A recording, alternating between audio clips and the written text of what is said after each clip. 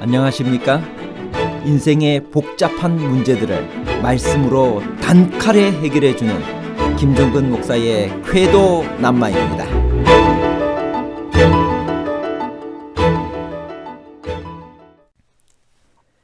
사도들을 붙잡아 재판한 관원과 장로와 서기관들은 산헤드린 회원들입니다. 예수님을 재판한 기구도 산헤드린입니다. 산헤드린이란 무엇이며 신약시대에 무슨 역할을 했나요? 제자들을 잡아들인 산헤드린 공회는 유대인들의 최고 행정기관이었는데 그들은 사형 집행권이 있었나요? 아니면 없었나요? 사형 집행 가능과 사형 집행 불가에 관한 복잡한 문제를 하나님 말씀의 가르침으로 명쾌하게 해결해 드리겠습니다. 제자들을 잡아온 공회, 산헤드린은 어떤 기관인가요? 사도행전 4장 15절 명하여 공회에서 나가라 하고 서로 의논하여 이르되. 산헤드린은 관원과 장로와 서기관들로 구성되어 있었습니다. 이런 표현은 신약에 여러 번 나옵니다. 마가복음 14장 53절에 보면 예수님을 재판하기 위해 산헤드린 회원인 대제사장들과 장로들과 서기관들이 모였다고 했으며, 누가복음 22장 2절에는 대제사장과 서기관들, 사도행전 23장 14절에는 대제사장과 장로들, 사도행전 25장 15절에도 대제사장과 장로들이 바울을 고소했다고 했는데 모두가 산헤드린 회원을 가리키는 말입니다. 사도행전 23장에서 바울이 산헤드린에 잡혀갔을 때 바울이 그 한 부분은 사두개인이요 한 부분은 바리새인인 줄 알고 공회에서 외쳐 가로되, 여러분 형제들아, 나는 바리새인이요 또 바리새인의 아들이라. 죽은 자의 소망 곧 부활을 인하여 내가 신문을 받노라고 말한 것을 봐서 산헤드린은 크게는 사두개인과 바리새인들로 구성되어 있었습니다. 관원과 장로와 서기관에서 관원이란 누구를 가리키는 말일까요? 마가복음 14장 53절에 보면 관원 대신 대제사장들이란 말이 쓰여 대제사장들과 장로들과 서기관들이 모였다고 했고, 다른 성경절에도 관원 자리에 예외 없이 대제사장들이란 말이 쓰여진 것을 봐서 관원은 대제사장들을 가리키는 말일 것입니다. 그 당시 대제사장들은 사두개인들이었으며 사두개인들은 정치를 싫어하는 바리새인들과는 달리 백성들을 다스리는 요직들을 차지하고 있었습니다. 장로는 유대교 사회에서 이스라엘의 종교적, 정치적 지도자를 가리키는 비교적 막연한 용어입니다. 사도행전 당시 장로들은 유대교 회당의 상임직이었고 장로회의는 유대인 공동체의 관리를 맡았습니다. 따라서 산헤드린 회원들도 크게는 다 장로들로 구성되었다고 보아야 합니다. 초대교회의 직책으로서의 장로는 감독과 같은 뜻으로 쓰였으며 오늘날의 목사들과 대등한 임무를 수행하기도 했다고 생각이 듭니다. 베드로는 자기도 함께 장로된 자라고 말하면서 장로들에게 하나님의 양무리를 치라고 권면하고 있습니다. 서기관들은 대부분 바리새인 출신들로서 다양한 기능들을 가지고 있었지만 자타가 공인하는 율법의 전문가들이었습니다. 서기관들은 박식했으며 백성들의 존경을 받았습니다. 산헤드린은 구약시대부터 시작하여 AD 70년까지 지속되었던 유대인의 최고 의결 기관이었습니다. 우리말 성경에는 공회라고 번역되어 있습니다. 총 71명의 회원들로 구성되었으며 대제사장이 의장이 되었습니다. 산헤드린 공회에 대해 알 수 있는 자료는 신약성경 요세푸스의 기록 미슈나 중 산헤드린 항목에 나오는 랍비들의 구전 자료들입니다. 미슈나 1장 6절에 의하면 산헤드린의 기원은 하나님께서 이스라엘 장로 70인을 부르신 사건으로부터 소급됩니다. 그리고 그런 장로들의 모임은 구약시대에 계속 있어 왔던 것 같습니다. 그러나 엄격한 의미에서의 사내들인 회의는 셀류커스 치하에서 생겨났다고 보여집니다.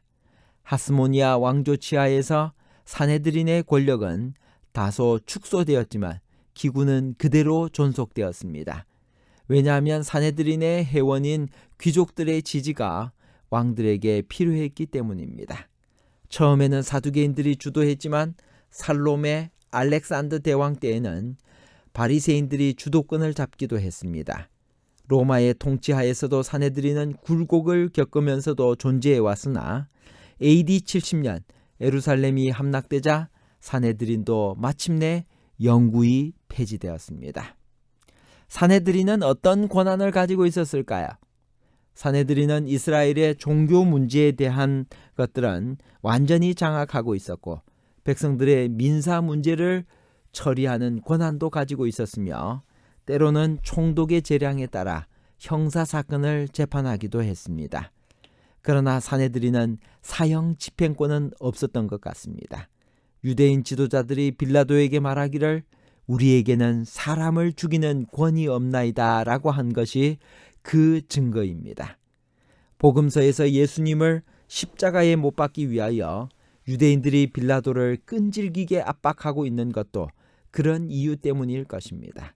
바울을 잡아 죽이기 위하여 유대인들이 총독에게 계속해서 간청하고 있는 것을 또한 볼 수 있습니다. 그러나 스데반의 경우처럼 현장에서 돌로 쳐서 죽이는 일도 있었지만 이런 일들은 합법적인 것이 아니라 돌발 사건이었거나 혹은 돌발 사건을 가장한 사내들인의 교묘한 술책이었을 것입니다. 사내들인의 회원의 구성과 자격은 어떻게 되었을까요? 회원은 의장인 대제사장을 제외한 70명의 장로들로 구성되었습니다. 그들은 사두개인, 바리새인, 서기관들이었습니다. 서기관들은 대부분 바리새인 출신들이었습니다. 회원의 자격은 30세 이상으로서 결혼하여 가정을 가진 사람이어야만 했지만 바울의 경우처럼 특별한 공헌으로 회원이 될 수도 있었습니다. 대제사장이 의장이 되었으며 전직 대제사장들이나 그 가족들이 사내들인의 지도적 중추를 이루고 있었던 것 같습니다. 재판할 때는 대제사장을 중심으로 반원형으로 둘러앉았으며 죄인을 가운데 세웠습니다. 조금 요약해보면 다음과 같습니다. 사내들인은 구약시대부터 시작하여 AD 70년까지 지속되었던 유대인의 최고 의결기관이었습니다. 우리말 성경에는 공회라고 번역되어 있습니다. 총 71명의 회원들로 구성되어 있으며 대제사장이 의장이 되었습니다. 사내들인 공회에 대해 알 수 있는 자료는 신약 성경과 요세푸스의 기록 그리고 미슈나 중 사내들인 항목에 나오는 랍비들의 구전 자료들입니다. 로마의 통치하에서도 사내들인은 굴곡을 겪으면서 존속해 왔으나 AD 70년 예루살렘이 함락되자 사내들인도 마침내 영구히 폐지되었습니다. 사내들인은 주로 종교 문제와 민사 사건들을 처리했으며 사형을 집행할 권리는 없었으나 스데반의 처형처럼 예외도 있었습니다. 30세 이상의 결혼한 성인만 회원이 될 자격이 있었습니다. 베드로와 요한을 재판하는 대제사장 안나스와 가야바와 요한과 알렉산더는 누구인가요? 대제사장이 여러 명 있는 것인가요? 사도행전 4장 6절 대제사장 안나스와 가야바와 요한과 알렉산더와 및 대제사장의 문중이 다 참여하여 재판할 때는 대제사장을 중심으로 71명이 반원형으로 둘러앉았으며 죄인을 가운데 세웠습니다. 이럴 때 죄인들은 주눅이 들게 마련이었습니다. 대제사장의 명단에 맨 처음 나오는 안나스는 사실은 당시의 현직 대제사장이 아니고 전임 대제사장입니다. 원래 대제사장직이 아론의 후손이 계승하는 종신직이었지만 로마 정부가 통치에 필요한 대로 마음에 드는 사람을 대제사장으로 임명했기 때문에 임기가 한정적이었습니다. 결론입니다. 첫 번째, 제자들을 잡아들인 사내들인 공회는 유대인들의 최고 행정기관이었으며 종교 문제에 대한 정권을 가진 것은 물론 민사사건뿐 아니라 때로는 형사사건도 위임받아 처리하는 등 막강한 권한을 행사하고 있었으나 사형 집행권은 없었습니다. 둘째, 대제사장이 의장이었으며 의장을 제외하고 70명의 지도자들로 구성되었는데 사두개인들과 바리새인들이었습니다. 셋째, 회원 중에는 니고데모나 가말리엘처럼 뛰어난 사람들도 있었습니다. 감사합니다.